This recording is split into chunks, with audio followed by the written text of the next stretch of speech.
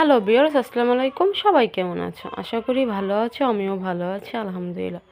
বন্ধুরা দেখো, আমি লাউ গাছ থেকে কিছু লাউ শাক কেটে নিচ্ছি। আজকে আমি লাউ শাক দিয়ে, সিম দিয়ে, আলু দিয়ে একটা সিরাবিরা শাক রান্না করব।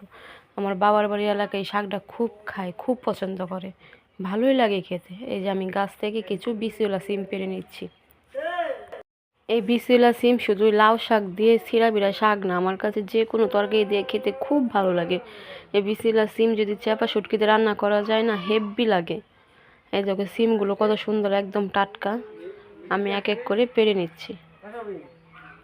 এই যে সিমগুলো পাড়া হয়ে গেছে, এখন আমি কেটে নিয়েছি। এই যে এইভাবে কেটে নিয়েছি, লাউ শাকের সঙ্গে মানে একসঙ্গে মিক্সড করে দিয়েছি। শুধু আজকে লাউ শাকই রান্না করব না, সঙ্গে আজকে আমি লাউও রান্না করব। গাছটা একটা লাউও পেড়ে নিয়েছি। এই যেভাবে আলুগুলোকে ছোট ছোট করে গোল করে কেটে নিয়েছি। আজকে আমি লাউটা মানে চিংড়ি মাছ দিয়ে রান্না করবো, আর শাকটা সিরাবিরা শাক রান্না করব। এই যে সব একসঙ্গে ভালো করে ধুয়ে এই যে হাঁড়িতে দিয়ে এভাবে একটু মানে সিদ্ধ করে নিচ্ছি। লাউ শাকটা মানে অল্প লবণ দিয়ে, মানে স্বাদ মতো লবণ দিয়ে আর কাঁচা লঙ্কা দিয়ে ভালো করে মজিয়ে নিতে হবে।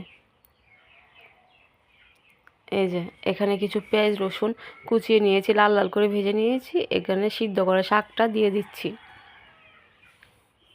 এই যে ভালো করে নেড়ে ভাজা ভাজা করে গায়ের পানিটা শুকিয়ে নেব। বন্ধুরা, তোমরা এই শাকটা কে কে খাও অবশ্যই কিন্তু আমাকে কমেন্টস করে জানিও।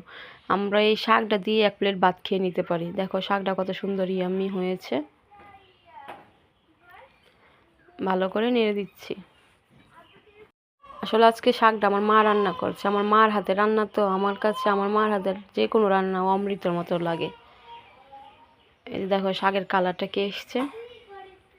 শাকগুলো ভালো করে নাড়া যাবে না, ভাঙা যাবে না, আস্তে আস্তে করে মানে ঝাঁকিয়ে ঝাঁকিয়ে শাকগুলো নাড়তে হবে। এই দেখো কত সুন্দর। আমার শাক রান্নাটা কেমন হয়েছে জানিও কিন্তু।